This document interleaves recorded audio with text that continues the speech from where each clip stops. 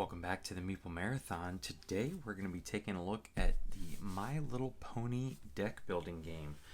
This is from Renegade Game Studios and kind of falls in line with the rest of their very IP heavy deck building line now. Interesting just bit of trivia for those of you who don't know. Renegade no longer has the rights to Clank. Direwolf Digital has kind of gone off on their own and taken, all future Clanks will be with just Direwolf Digital, the upcoming Clank Catacombs. So Renegade's kind of trying to branch out away from Clank and has some exceptional IPs under their belt. So My Little Pony here comes along with the G.I. Joe deck building game, the Transformers deck building game, the Power Rangers deck building game, and now we have the My Little Pony Adventures in Equestria. So this is a cooperative deck building game, and it can be played solo. So we're going to be showing the game off on the channel. I do know that if you go to Renegade Game Studios website, I believe you can pick up kind of Meeple versions of these little standees back here. I haven't really seen those in person yet to see whether they would be worth it. I think like a miniature line could be really fun. Other than that, I think the standees are fine. But you can see it's a very colorful game here, and ironically enough, it's for 14 and up. My daughter watches My Little Pony. My daughter, now granted, is 4, but if I had a 6-year-old or an 8-year-old, I have a feeling that if I put this on the table, she would want to play. I guarantee if I put this on the table, my 4-year-old's going to want to play with standees. I'm really kind of amiss as to why they didn't ratchet the difficulty down a little bit, or have like some family rules versus standard rules or something like that. That a game with this theme is a 14 plus game. Anyways, it's 45 to 90 minutes, which I appreciate. 1 to 4 players, which I appreciate. So let's take a look at what's in the box here.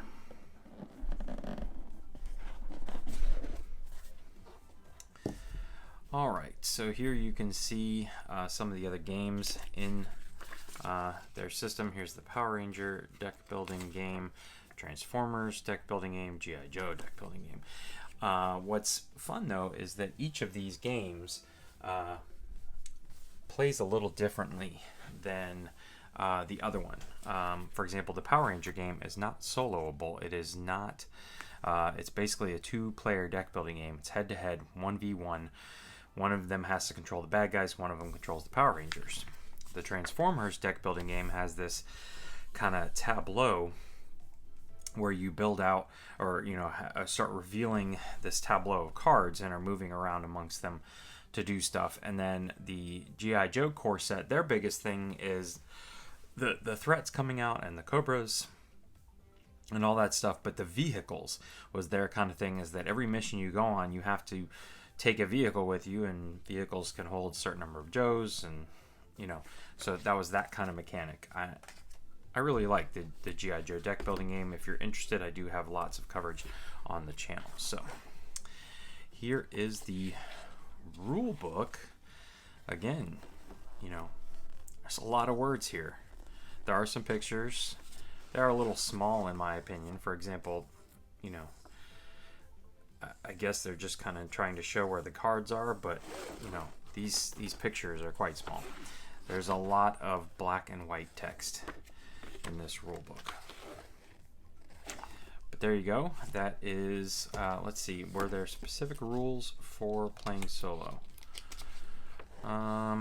Yes, solo rules. When playing solo, play only one pony character. Play as if there were 2 players in every aspect. During a final challenge, you must provide 2 players worth of sugar cubes. Well, that doesn't sound fair. Anyways, we'll check it out. There's the rules. A fair amount of tokens for it being a deck builder game, a card game essentially. Some check marks. I know these clouds kind of push, they're like a game timer. They push the negative cards closer to activating, and then we have our standees, and then a whole bunch of these +1s Okay, and here on the back side we've got +2. These must be, I'm sure these are like movement, probably knowledge, and I'm guessing this is maybe the currency. Alright, but that's it for the cardboard in the game. We've got some standee holders. This is a decent looking insert. I was okay with the insert. Plastic is a little flimsy, but that's okay. Let's check and make sure. No, nothing underneath. I was okay with the insert for G.I. Joe. I sleeved all those cards. They all fit nicely. This looks like a decent little upgrade here. So you've got these sugar cubes. Oops, I just dropped one. And you can see they're like sparkly inside, and there's big ones and small ones. The big ones are probably like 3 or 5's worth of a sugar cube in the various colors. So this is a nice touch. They didn't need to put the sparkles in there. They also could have easily made them wooden or cardboard or something like that. All right, and then basically everything else in here is cards. And it doesn't seem like there's a whole lot in here. So some wells to put some stuff in, and a whole bunch of cards. So let's take a look at some of these cards.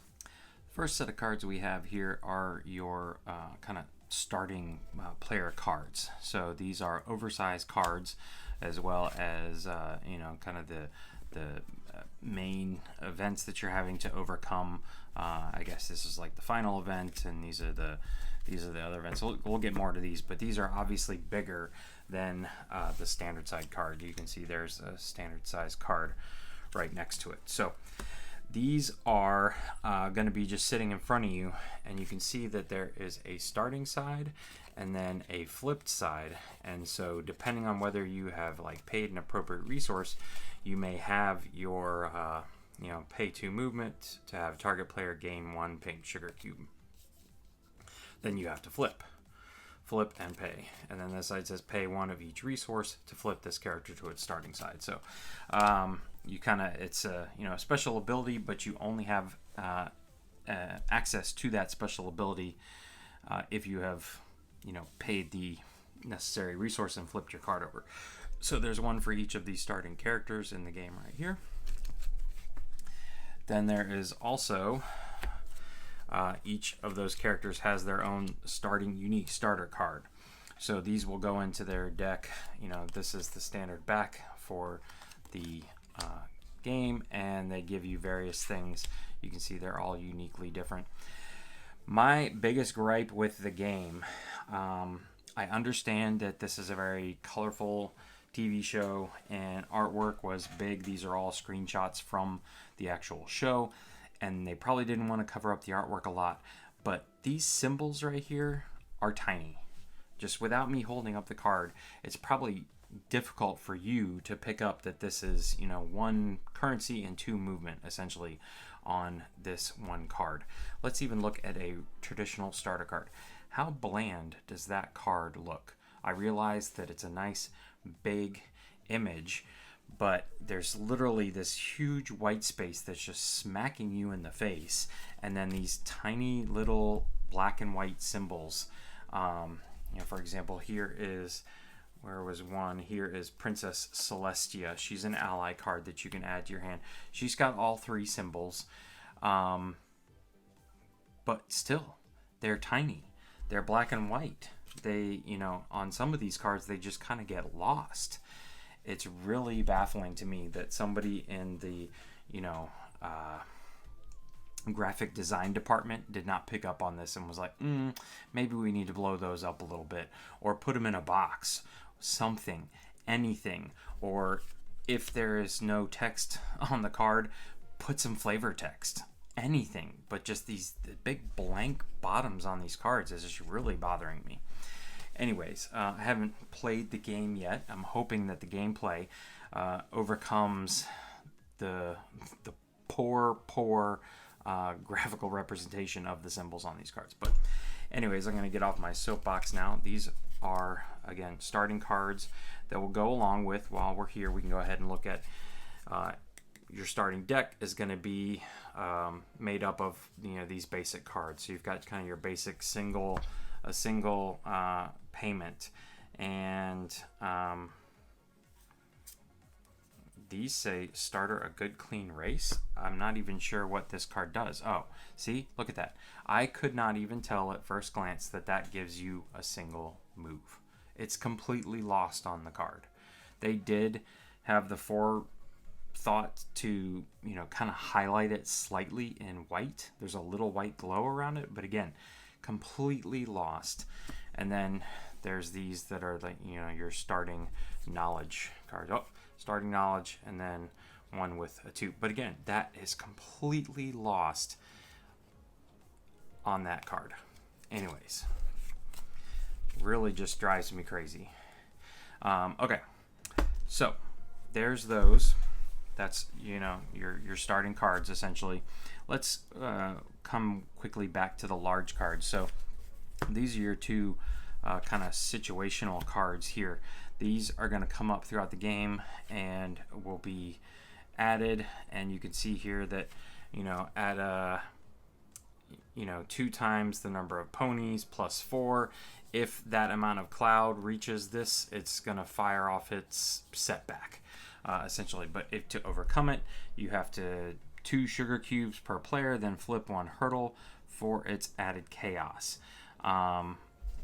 So the added chaos you can see is at the bottom here. So these are kind of multi-use cards. You're going to have one in front of you that you're trying to overcome, and then as you try and overcome it, you're going to take one of these that's face down like this, flip it over, and only look at the bottom. And this one's going to say, all right, you have to give me an additional movement per pony.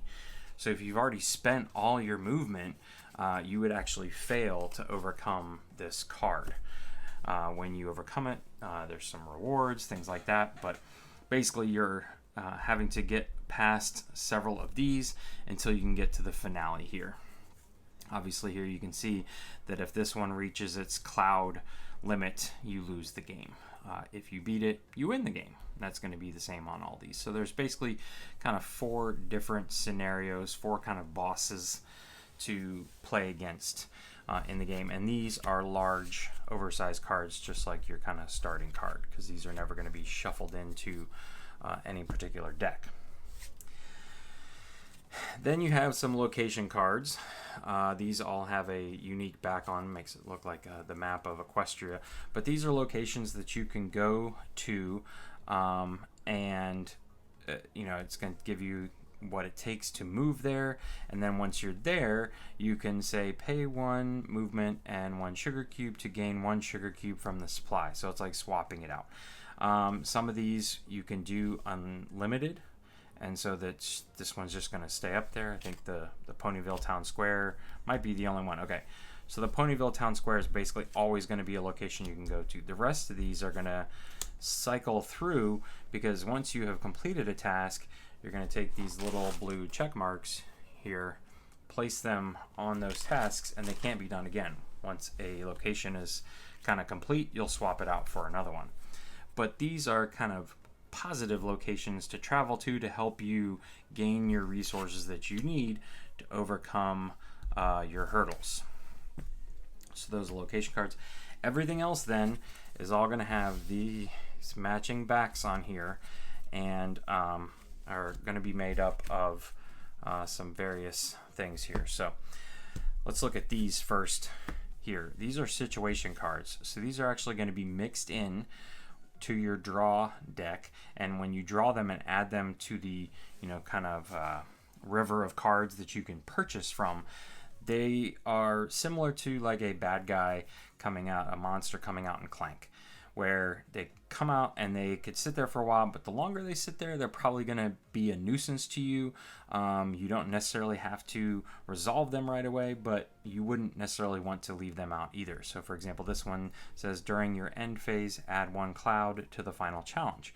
To resolve it, you have to pay 5 money, basically. Your teammates may spend resource tokens to aid you. Remember, we saw these tokens over here before. So if somebody had these and it wasn't even their turn, they could chip in $2 there to help you pay it, to get rid of that one. So These, again, are just going to be mixed into the deck at various points and are going to come out and kind of ruin your day until you deal with them. These won't ever be added to your hand. Then the rest of these are ones that you will help build your deck with. So these are, you know, your official cards. You've got ally cards, you've got action cards, and then you've got artifact cards. The artifact cards actually, once you I believe once you've purchased them and then drawn them, they play in front of you and give you an ongoing effect. You can see this one says draw 6 cards instead of 5, but at any point you can remove the card from the game to gain 2 green sugar cubes. This one is draw 6 cards instead of 5. On your turn, you may remove this card from the game to choose another player who may discard their hand and draw a new one. I guess all of these say, okay, 3 of them just said draw 6. You may put the first card you buy or gain each turn on top of your deck. So they're like ongoing bonuses. They're pretty expensive, but they give you ongoing bonuses, but also can give you a kind of one-time use. You lose the card, then nice bonus. Action cards are exactly what you would think they are. Mainly, they're going to be giving you these symbols. Some of them have this, you know, +1 additional movement for each ally you have. But again, look at all this white space. It is driving me crazy how many of these cards just appear blank. It's almost as if it's one of those games where there should be a dry erase marker in the box and I can write in whatever I want right here. So much white space, and it's just driving me bonkers. Whereas here, you know, it almost is like they didn't have enough white space. I wonder how many times they had to go back and retype up this little paragraph to make sure it fit, keeping the font size all the same. Anyways, just baffling to me. That's going to do it, though. That is it for our unboxing of My Little Pony Adventures in Equestria, the deck building game. That's quite a name. There is already an expansion in the works, planned. You can go on BGG and check it out. So there is more to come for this game. It doesn't seem like a whole lot right now, you know, being that this is it. I'm definitely, if it's a good game, going to be looking for more cards. Give me more situations. Give me more, you know, boss battles to overcome. Give me more cards here and give me better looking cards, please. But if you enjoyed this video, please consider giving it a thumbs up. And if you'd like to see more content like this in the future, including we will be doing a how to play video and probably a full playthrough of this deck building game, since it's a soloable game, we're going to be putting that on the channel. So if you want to be notified when those videos hit, be sure to hit that bell icon after you subscribe. Once again, thanks for watching. Have a great day.